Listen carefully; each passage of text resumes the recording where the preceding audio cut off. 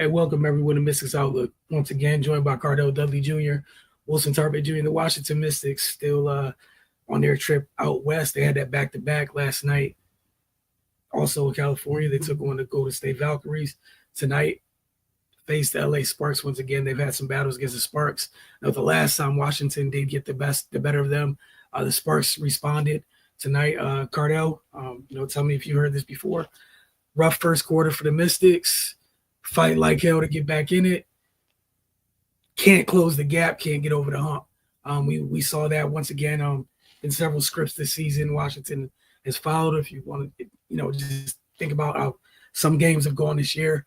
That said, the Sparks, when we talked about what these two teams have met, we saw Washington youngsters match the output of LA's top players.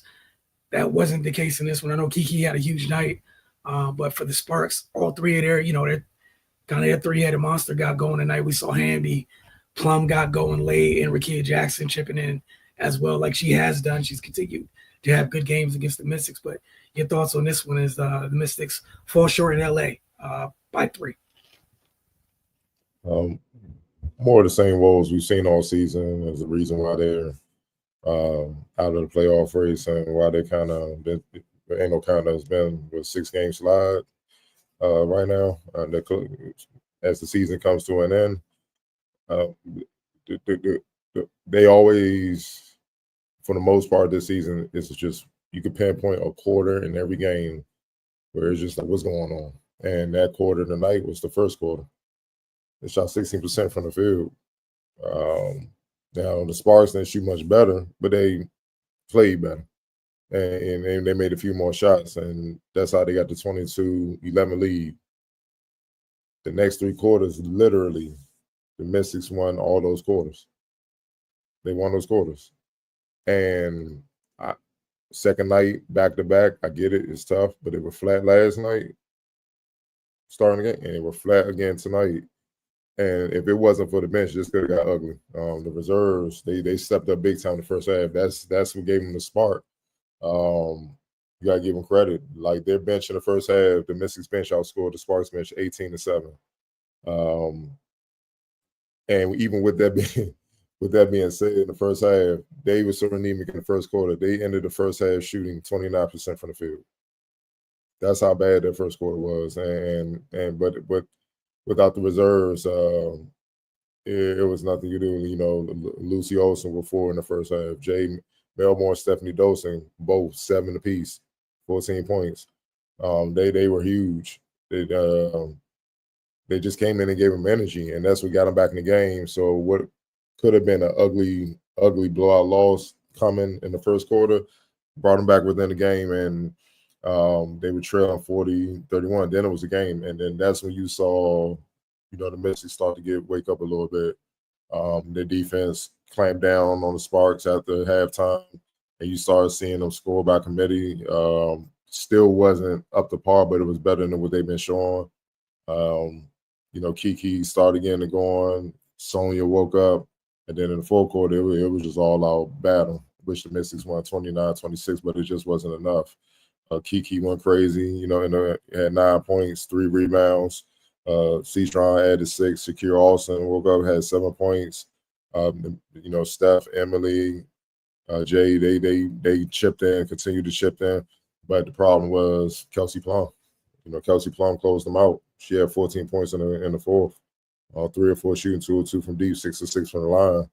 Along with Hamby having 8 and 3, including the clutch finger roll, which she just drove down the lane. I think the Mystics were drained by the time trying to come back and pull out the win. And they had it. It was tied for most of the fourth quarter, but when they needed a basketball play made, Kelsey Plum and Hamby came through and fighting for their playoff lives. I think with this loss, they would have been out of it. So they still are in it mathematically or whatnot, but it was just too big a hole for them to climb out of, man. And it's just the same old story throughout the season. The lack of consistency over 4 quarters. You know what I mean? If they did that, then they wouldn't be in the playoffs right now. It's just that simple. it's been two common themes as the reason why they're below 500 and they haven't been in playoffs. Turnovers, and they had most of the year they have yet to consistently put together a full 40. It may be half a quarter you got to get outplayed, then you turn it on and maybe even it out, or it can't be a whole quarter where you're just dominated. It's hard to come out that hole. It's just hard, especially in the W. So you just saw more of that tonight, and that's why the Sparks pulled out the win late. Yeah, like you said, that quarter's been an issue. Opening night, almost. Like, unfortunately for them, I know it's a young team and whatnot, but that's something that, for their sake, needs to stay in this year, moving to next year. That you got to put 4 quarters together. Like you just said, if that wasn't an issue, it might be a couple games over 500. You might be 6th or 5th, possibly. Because, again, the thing that what makes it disheartening or maddening even most of the year is it's one thing if you have that quarter and then it's just that domination continues thoroughly throughout the game consistently. But what we see is it happens and then they fight back. But that's a lot to ask out of any group every night. To go in a hole, dig yourself out the hole, it's just too much. But I think those, you talk about Kelsey Plum's threes, the back-to-back threes, I think midway through the 4th, those were huge to me. I think it happened back-to-back possessions. She hit a 3 in the corner. I think Washington came down, they scored, and then she hit another 3. But that's what, again, this is a champion. That's what players who won championships tend to have the ability to do at times. And we've seen Hamby has been a thorn in their side all year long, same as Rickea Jackson, consistently have given Washington issues. It's been on site for them. They've enjoyed the matchups with Washington all year long. And that reared its ugly head.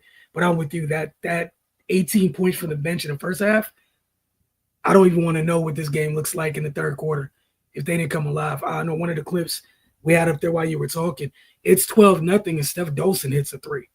Mm-hmm. To get them on the board. And I think you were talking about, my goodness, it was last night. We're just talking about last night. The other folks on the team filling out the roster, how big it is that they finish the season strong and whatnot. But we saw that group tonight: Jade, Steph, Lucy, obviously M too. Don't want to forget her, but it was huge. Lucy only had, it was 4 points in the first half, but I think she had 4 of her steals in the first half. Yeah. Coming in was like just you're talking about that spark to give them life. I know one of them was like literally right after inbounds. She knocks it loose from Kelsey Plum, turns around, hits a mid-range jumper. They needed all of that to get back in it.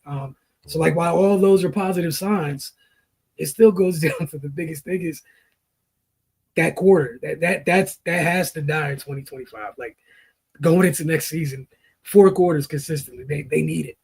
It's a whole different outlook.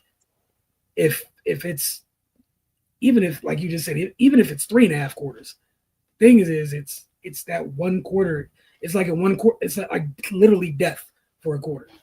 It's like all things come to a stop, and then it's get going again. But you got to figure out how much you're down by, how much ground it is to cover, and it just happens far too often. I think another person in this game for the Sparks, I thought that was used. Azurá Stevens doesn't show in terms of the points, but though she did a great job on the glass, 12 points, and I think she did a great job helping with some of the work they did to kind of take away Sonia's airspace.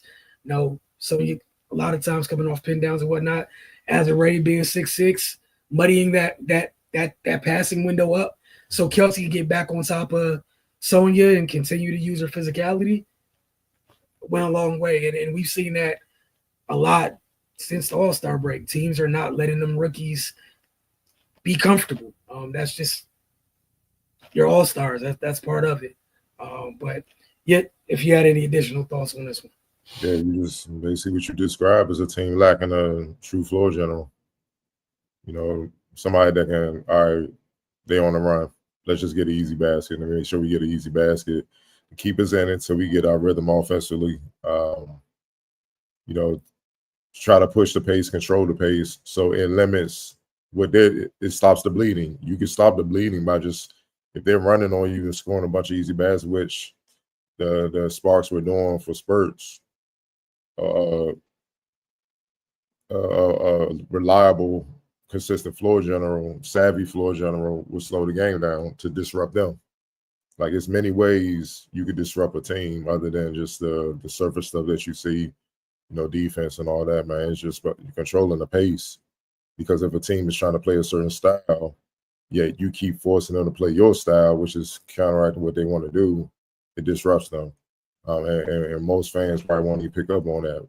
Like, if you see in this clip, they just going back and forth, back and forth. That favors the Sparks. They're more athletic, they're more versatile, they're taller, they got more depth. Top to bottom, they have more talent. No, let's slow this thing down, muddy it up. Kiki, let's go to work. Shakira, go to work. Fine, y'all ain't got it. We out here sniping. Sonya, we got Dolson out here sniping. We got people that can knock down shots. Like right what you see. Finally, they were down 12-0. It was too late by now in the first quarter. That's what they missing. If Sonya's struggling, let's get her some easy baskets. Run the set. Yo, you come off this pin. You come off this curl real quick. Just get the ball in the basket. That can get her going instead of her always having to create against the best defender, best two defenders, or getting trapped and beat that. That's a tough ask for a rookie experience and everything for a first time. And she's handled it extremely well this season, no doubt. You know what I mean? But that'll wear anybody down. It's hard to consistently bring that, man. So that's been the telltale for this team, lacking that floor general that that can control the game, limit turnovers, get the ladies easy shots, and make and knock down shots within the flow, man. We're gonna see if Georgia's that answer. You know what I mean? Bouncing back, man. If she is, they sorely missed her, man. But you just seen the effects of not having that type of point guard, man. And I'm not even saying the point guard that just set the world on fire. Just a consistent floor general that impacts the game like how you expect the floor general to impact the game. Because what you're asking is for a lot of players to play a role that they're not accustomed to playing, and they're not ready to play. Like, just because you can dribble past the rock, don't mean you're capable of being a point guard. A lot of people can do that. You gotta be able to think the game. You gotta be the ultimate chess master. You have to be an extension of the coach, but then also be in tune with what your team needs, play to play, quarter to quarter, game to game, half to half, all that. You got to know. You see what I'm saying? Like, we've seen players that have multiple turnovers. Well, a consistent floor general, man, you get about 2 chances at that. You turn the ball over twice, you ain't getting the ball for a while. That will teach you to take care of the ball. You see what I'm saying? Little things. Nah, why ain't you giving me the ball? Because you keep giving it to the other team. Touche. Let me clean that up. All right, then. So, or if you're struggling, I got faith in you. We're going to keep coming to you. Keep shooting. You're getting your shots. They'll start dropping. Like, you can start 0 for 6. I forgot who it was. It might have been Sloan in one game. She was like 1 for 6, 0 for 6, something to start the game, something like that. Finish 6 for 12. Yep. You see what I'm saying? Like, shoot. Keep shooting. Because you're getting your shots. They're bound to fall. They're good shots. They're just not hitting right now. So it's just the little things, and that's what a good point guard will recognize, man. So, it's tough. If you notice all the top teams in the W, what do they have? They have that floor general that can control the game, and it's hard to win in this league without it. I think that's the perfect point. It's literally, not to say that's literally the sole answer, but that solves so many of the things we've been talking about all year. And what do we see other teams do after they have that 1 quarter of doom and they fight back and get back at it? You mentioned Kelsey Plum tonight. Took back control of the game for her team. We see Veronica Burton do that against the Mystics during games with the Valkyries this year. They've got off the quick starts or what have you. Washington Storm's back in it and takes control of it real quick. But yeah, and I think that's the other thing. I know when you were talking about that, getting easier shots for people. I mean, thinking about tonight, some of the actions they're running to try to get Sonya free. It's so much extra leg work versus somebody running something. and you're coming off clean and not worrying about it. Like maybe maybe next year that's not as much of an issue for her, but right now, got to get comfortable having a W capable handle dealing with that type of stuff on the wing. That's two totally different things. Like getting blitzed like crazy, that's something you got to work on. But that's a lot to ask, as you said, by any rookie, man. Like we saw tonight, they kept trying to set screens. LA was just like, there's somebody here and here. There's nothing. We're not giving. You're not coming off that screen because we've seen. I think early in the year, people were like, "Oh well, she needs to start hitting the mid range," and then we saw throughout the year she did start knocking down a mid range jumper off the little pull up dribbles, and then we've seen teams like, "All right, cool, you come off that screen, no airspace, no midi, no nothing. We're gonna string out that dribble, make it like what is it, taking seconds off the clock, blowing up the play, making life difficult." But that's her having to improve and make quick reads. She got to make the quick read. Like it got to be quick. Somebody's flashing open within that split second. You know what I mean? But it's like what you said. They're bringing Azare. They're semi trapping, but they're not fully trapping. They're semi trapping her with length and athleticism, and that's the problem with the Mystics. It's like outside of Kiki and Shakir, if they're not in the game or if they're on a perimeter, if they're not involved, who can you rely on the road to the basket quick where it's going to draw the defense off of her and she now has a one-on-one matchup she can try to exploit? Nah, they feel comfortable. We can stay here because we can cover ground and get back to whoever it is because they're not athletic enough. You know what I mean? And or they're not we don't trust that they're going to hit enough shots from the perimeter, so whatever. It's that type of deal. But like I said, looking at the standings with, like I said, the point guard play, obviously Minnesota, they got Courtney. Vegas got Chelsea. Atlanta got you got Alicia, you have Jordan Canada. That I know unless she done something, she lead them in assists, almost 6 assists a game. Phoenix, we already know that's Alyssa. That's Alyssa all in herself, man. Like she's an animal. Like she's averaging 9 assists as a power forward. You feel what I'm saying? Like that's sick. INS were obviously in New York. Indiana when Caitlin's healthy. Herb, but Ari McDonald, Odyssey Sims, Kelsey Metro have done a great job by committee keeping things afloat. Seattle, you got Skyland. Go to say you got Veronica Burton, who probably win Most Improved and be on the all WNBA team because they made the playoffs as an expansion team. Each playoff team has a reliable, effective, versatile point guard. They know how to control the game. Now, I'm not going to say the other teams are like Dallas Page obviously can do it, but she's a rookie. She still got a lot to learn. They got to fill in the holes for the rest of the roster to rock with her. Chicago, who's their point guard? That's why Angel got to play point. She's done a great job, but it's not enough. Plus, she missed a lot of games. Connecticut, we're not even going to get in there. It's been nothing. And now Bria out for the remainder of the season, man. And then you got Washington. And then LA trying to stay afloat with a few games left, man, trying to see if they can catch the Valkyries. But the teams that are in the playoffs right now, they all got that point guard with depth. So you got to have that or you have no chance. Well said. Perfectly said. All right, I'm going to put it up on the screen. I'm sure you already named her.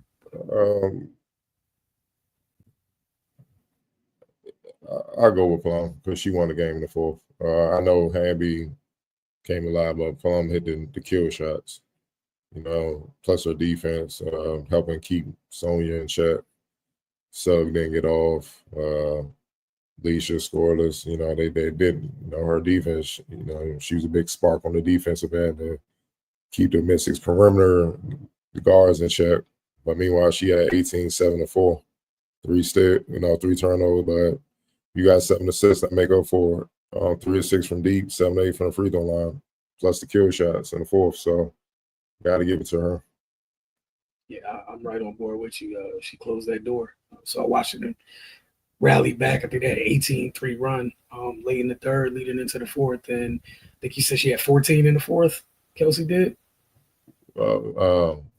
Kelsey Plum. Yeah. Yeah, 14, 3 or 4. Yeah, that's. No turnovers, 3 assists. Well, no, 3 rebounds. No, hold on. Maybe make 3 assists. 6 assists from the free throw line, 2 or 2 from deep, 3 or 4 from the field. She was damn near perfect in everything. In winning time, she was flawless. Keep the playoffs hopes alive, and that's what I mean. Somebody that can control the game, make the right reads, do what's necessary. X factor tonight for you.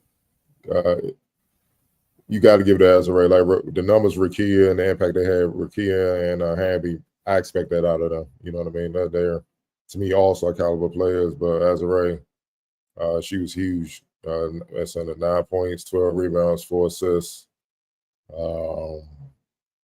Can't ask for much more. Only a couple turnovers, plus 12 in 29 minutes. Can't ask for much more. If she hit a normal percentage, that's easily a double-double. So she was highly impactful. And she kept Shakira in check. Yeah, just what she did defensively had her in this consideration for me. I wasn't even thinking about offensively. I know she typically have whatever nights, but keeping Shakira in check, doing a great job helping to plug that gap with Citron to make sure she was met routinely with length at any time that Kelsey wasn't in her jersey. Here's a 6'6" player with length right there waiting, and obviously the 12 boards. All right, we got a few comments. Let's get to those. Area 11T, as always, they already in off-season mode. Y'all go ahead and take off with them. Duty calls, my man. Duty calls. At least Kiki still want to play. He's working on expanding her game. She ain't got no choice. She better play. Well, Hamby has no problem with destroying her, so she better compete. I think this is going along with the conversation we had earlier. Citron got to work on her handle, though, so she's more confident in keeping her dribble alive. That's true, but also she got to get stronger to be able to handle that contact when she's getting bumped off her handle. It's not necessary. It's not always just your handle need to improve. A lot of people can handle the ball. It's when defenders get up in them and are bumping them and all that, and incidental contact. Can you withstand it? Can you absorb that and still maintain your handle? That's something she got to get adapted, because obviously in college she was more talented, bigger and stronger than everybody. Now you're not that no more. So now that's something she got to work on in all season, build that up. And once she do, she'll be fine. I know she'll adapt. You know what I mean? Because look what she's doing with her ups and downs with that. So imagine her getting that. Wholeheartedly agree. Get a little bit stronger. It's easy to absorb them bumps, as you were just mentioning. And again, she has great size already. Just get stronger. That's what makes the W fun. Welcomes a lot of rookies quick to physically. You got to catch up to what the rest of the league looks like. All rookies hit it physically in that first year. Who are some players y'all would suggest that young players watch to help improve their respective games? Kiki, the neck of Wumake, how she's expanded her game. That's one. She could definitely. They have similar games, honestly. Similar skill sets. Wumake has her game all the way out to 3-point range. It took her some time. It wasn't like that when she first came into the W. I'd say the first few years of her career, but after that, she slowly started hitting threes, and now you got a guard her out there. You really do.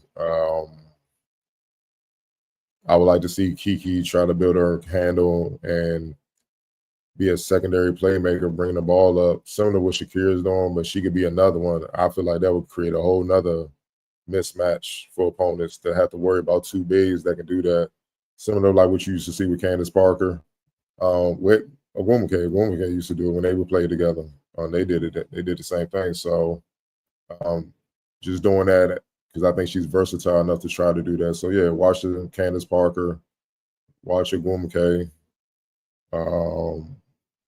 Trying to think OG Lauren Jackson, so she could be nasty on the block. There's no reason why next season Kiki 20 and 10 should be it. Like she should be like, I need to average 20, 10, and 5. I should be able to average 20, 10, and 5. Simple as that. As for Sonya, she got to watch her just go through the wings that were dominant. Like Man, her name was just in my head. Back in the day, played at Temple, played for the Phoenix Mercury. She coaching that light skin wing. Candace Wiggins Candace Wiggins. or Candace Dupree? Which one? Dupree, not Wiggins. Dupree. Okay. Candace Sorry. Dupree. Yeah. Watch Candace Dupree go all the way back. Watch Cheryl Swoops. Watch versatile, dynamic wings and how they impacted the game off the bounce. Wing, watch a little bit of Diana Taurasi. So you coming off those pick and rolls, how you can manipulate the defense and make the right reads and make the quick reads. That's what she struggles with. Like it's openings, but it closes quick, and then it's not there no more. And that's what the defense are playing on. That's why what you just saw, you described earlier, you kept seeing defenders that were just semi-trapping her, but not fully trapping her. They were just they weren't trapping her like closing the space. They were trapping her and just occupying lanes where she didn't feel comfortable trying to make that pass, that pocket pass or overhead pass that when that window was open, she didn't feel comfortable. And then when that closed and they knew it closed, now we're gonna just blitz her and make her try to beat us off the bounce. And she can't consistently do that right now. She's not strong enough. But Taurasi was nasty with that from out the gate. Watch that because she knew when to get her shots, all that. Watch Maya Moore, how she was so dynamic as a 3-level scorer. Maya was different because she was just a bully on the wing. That strength I don't think Citron would even ever get. Like she would have to lift a ton of weights to get that type of bulk and strength. That Maya just had that naturally. So certain players are just gifted in that regard. More wings. I'm trying to think about, man. That was kind of fit what she does. Old school Houston Comets, Jeanette Arcane. Watch her too. Okay. Yeah, go back. Watch these ladies. They about the same height. Jeanette, honestly, they got the same type of game. But I think Jeanette was better defensively. She was more aggressive. I think Sonya's very talented, but I think it sometimes it seems like she is kind of still deferring through respect to certain players, and it's you can't do that in the pros. It's like I know I'm going to the fella side. Kevin Garnett. After Jordan's my second favorite player, he always tell the story. He played against C. Webb for the first time. He looking at C. Webb like, man, he said Sam Mitchell came to slap the shit out of him. It's like, hey, man, I know that's your man. I know that's your boy, but, man, you got to play. You got to play against him, dog. Like, it's real. Like, you got to play. Can't be looking at him as a fan no more. He's an opponent. He's an enemy right now. Okay, you like, damn, man, you just slapped the shit out of him and woke him up, but he was like, he was right. So, fast forward, what happened in 04's playoffs? He had to take C. Webb out to get to the Western Conference Finals. And then league MVP, 30, 20, and 5 and all that, like crazy numbers, man. So he went from that to that. That's what you can see a little bit of that at times with Citron, where she's like, man, I was just watching y'all in college, probably had that posting, well, she got to get to that next level where it's just, I'm here to destroy everybody. None of that matters to me no more. Y'all got me in the first year a couple of times, but that won't happen again. Next season, I'm ripping heads off. Simple as that, man. So when she get on demon time, is what I'm saying. Sky's the limit for her because she got the goods. Everybody's both ends, and then when she can manipulate and control the game and hit people all efficiently, not turn the ball on, hit it when they wide open, hit when they open, when they flashing open, plus get her shots and do all that. Then what she can do defensively. She has the potential to be one of the players in the game that has no weaknesses. And that's what's so intriguing about her, man. But to get there, it takes work. That's why the top players in the game are always the most well-rounded. But for you to become well-rounded, you got to put in a tremendous amount of work. You got to study you have to be obsessed with the game. It don't come easy. So it's all dependent on how much she want to work, how much she improve. But you can see it, man. She got it in her. She got in to be one of the greats. And it's just a matter of her just accepting that, saying it's going to happen. And when she do, the Mystics will be better for it. Yeah, you got me. I really like one. I like the Kansas to pre-comp. It got me just thinking back to Kansas's game. Now it's gonna be stuck in my head. And great question, Area 11T. Appreciate that.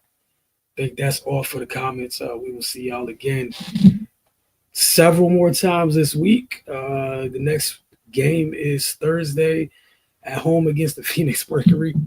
So it's AT and company, as Cardell brought up earlier. Yeah, we'll see how that goes. Oh, one more for C-Tron. Simone Augustus. Look at her a little bit.